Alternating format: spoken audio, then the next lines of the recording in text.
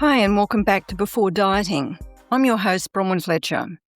In today's bite-sized episode, I'll be taking apart the whole dieting rollercoaster idea and showing you what's really going on behind the scenes. We'll look under the hood at the reasons why diets so often lead back to where you started. Any woman with any dieting experience is familiar with the image of the rollercoaster. The weight goes up, it comes down, and at some stage it goes up again, and sometimes even higher than the starting weight. But have you ever stopped to wonder what's really causing it? What are the forces at work beneath that back and forth? That's what I want to dig into in today's episode. We understand the rollercoaster idea, but I think there's another model that offers a more granular view. I call it the diet, hope and abandonment cycle. Now, I'll admit the name isn't simple like a marketing slogan, but I do think it's a better description, or a more accurate map, if you like, of what happens on that rollercoaster ride. So the key idea in this episode is that when you quit a diet, there's much more involved than running out of willpower. Let's step through the stages. The diet, hope and abandonment cycle primarily tracks emotion and actions, where hope gets us started with dieting and abandoning a diet results in disappointment, forgetting, and that leads to the cycle starting all over again. So the cycle starts with hope. Every diet starts with optimism. I've never yet spoken with a woman who started a diet thinking that it was going to fail. Failure just isn't on the radar. So the optimism is genuine, it's motivating, and it helps us get started. And the hope I'm talking about here doesn't just come out of thin air. If you think about it, you're constantly surrounded by diet marketing with a stream of weight loss options popping up all the time.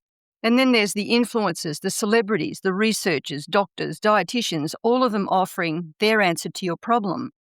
So there's a huge appeal because it feels like you don't have to figure it all out for yourself. You just need to follow the rules to get the results. And of course, they always show you the success stories, the before and after shots to prove the eating plan works. And what that means is that all of these things come together and fuel hope. And of course, hope doesn't just stand by itself. It's directed at a result, something that you want. And that could be something specific like reducing a health risk or fitting into a smaller size of clothing. Or it might even be something less tangible like feeling better about yourself. But after a short while, after you've begun the diet, when it feels like it's work, that bright spark of hope that was connected to the goal starts to dim. And in fact, the goal itself seems no closer than when you started. If we were able to look at what's going on beneath the surface, you'd see a clash between two sets of rules. On one side, you have the diet rules, simple, straightforward, written out, and easy to follow. And on the other is your personal eating system, one that's been built up over years. It's full of complex, interconnected rules, most of them running on autopilot. So when these two systems go head to head, it's not the diet that wins. Your older personal system always takes over. And that's how diets get abandoned. But there's another layer to this that's even deeper, the biological systems wired for survival. These systems don't care about your weight goals or favourite genes.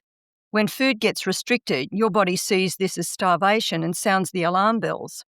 It then slows your metabolism, and all of a sudden, these strong primal urges also have you playing catch-up, consuming all of those calories that were lost.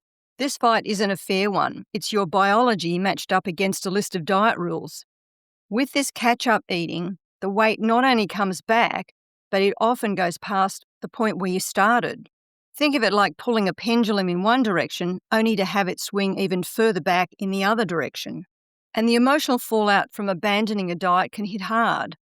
The mind sometimes steps in to shield from the disappointment by blotting out the details. But it's this phase of forgetting that leads right back into the same dieting cycle.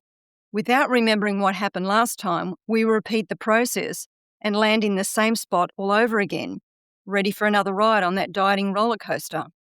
I know this is difficult to hear, especially when it feels like all the solutions that promised to fix the problem aren't working. It's hard facing the realities that our bodies have survival systems we can't outsmart, or the shortcuts and the body hacks can even make the weight worse. The way to get off that roller coaster is to understand how your body systems work. It's not about feeling despondent, it's about finding solutions that actually will match the problem. When you know how things actually work with bodies and diets, you get the chance to make new choices, even if it means taking a different route than before. So what are the takeaways I want you to get from this episode? Well, the first thing is abandoning a diet isn't a personal failure. It's not self-sabotage or lack of willpower. In fact, willpower simply cannot override basic human biology. The second thing is it's not just you. It's not personal. The diet, hope and abandonment cycle maps what happens to everyone if they try to fight against these deeply embedded survival systems. And finally, once you can recognise this is biology and not a personal failing, then you've taken your first step on a different path. If you'd like a copy of the Diet, Hope and Abandonment Cycle, there's one to download from the resources page at the Waiting for Happiness website.